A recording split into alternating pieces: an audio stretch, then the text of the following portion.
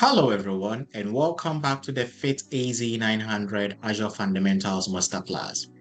In our previous lesson, we learned about the users and groups in Microsoft Entra ID and how organizations manage identities in the cloud. But having users and groups is only the beginning. An important question still remains. How does Azure know who you are? And once Azure knows who you are, how does it decide what you are allowed to do? For example, imagine two employees at FIT. One is an instructor, the other is an administrator. Both can sign into Azure. But should they have exactly the same permissions? Probably not. The instructor may only need to view training materials, while the administrator may need to create users and manage resources. This is where two important concepts come into play: authentication and authorization. Authentication answers the question, who are you? Whilst authorization answers the question, what are you allowed to do? In today's lesson, we will explore these two concepts and understand why they are fundamental to security in Microsoft Azure. Remember, you've got to understand first, practice second, and conveniently masterable. Let's get started. So we're gradually getting there. Lesson number 26. It's been an amazing journey, and I thank you for staying throughout. So lesson 26 is all about authentication and authorization, and we're going to understand what authentication is, same for authorization, and we look at the difference between the two and why both are necessary, and to work on some real-world examples to solidify your understanding and how Microsoft Entra ID uses them. So, why do we need security? So I've got a question here. If everyone could access everything, would our systems be secure? Probably not.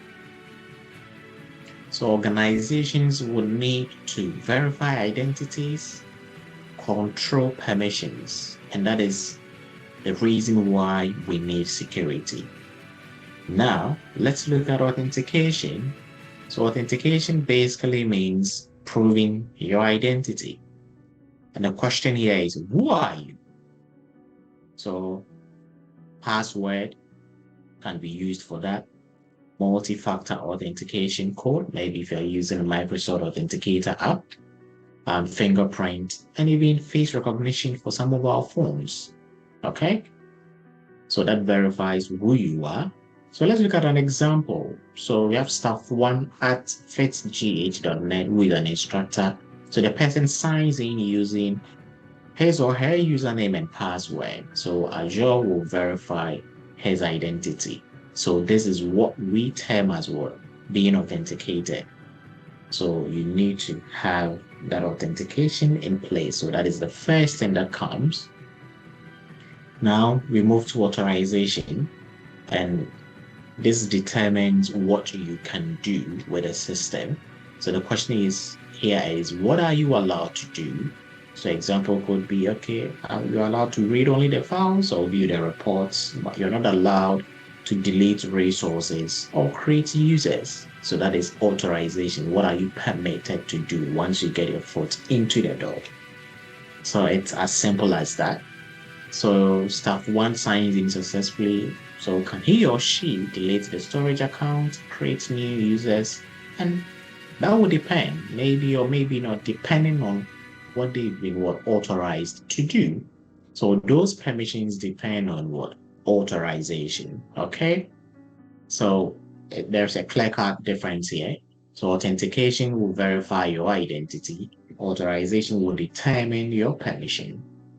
Authentication asks the question, who are you? Authorizations ask the question, what can you do? And what comes first is authentication. What comes second is what? Authorization. So please don't get it confused. Okay. So what's the process like? So the user first authenticate with a password, username, maybe a fingerprint, facial recognition. So once that is done, now we move to authorization, what are you allowed to do? So once you're authorized, then we have the Azure resources based on the permissions assigned to you, then you can go ahead. So it's a very simple process. So the real world example, when you go to the airport traveling abroad, you need to be authenticated, usually passport checks. So once they check the passport, okay, are you authorized to enter the VIP lounge? So they do all these, okay? Then we have a banking example. So you've got your ATM card. So you need to authenticate with your PIN number. So once it's authenticated, then it means you're authorized to withdraw, let's say, £5,000 or £100,000, depending on the balance in your account. So let's look at a typical scenario. So our instructor can view training materials, but the administrator can create users. So they both authenticate, but they have different authorizations. It's as simple as that. So let's look at an AZ-900 thinking moment. An employee signs in successfully but cannot create virtual machines. What is preventing the employee from creating the virtual machine?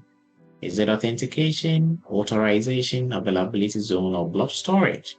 So if you paid attention, you would know the answer is what? Authorization. Yes, you can sign in, you've been authenticated, but you don't have the authority to create a VM. So what have we reinforced today? We've looked at authentication, verifies identity, authorization determines permissions.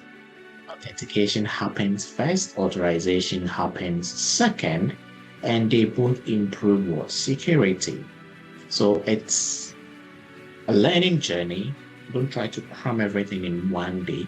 Take your time, assimilate the content, and passing the AZ-900 exam is just a given. But make sure you have an understanding of the concept. Don't rush to get certified. Understand it, practice second, and you can conveniently master both.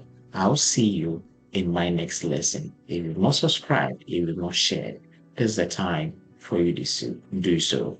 God bless and see you. Bye-bye for now.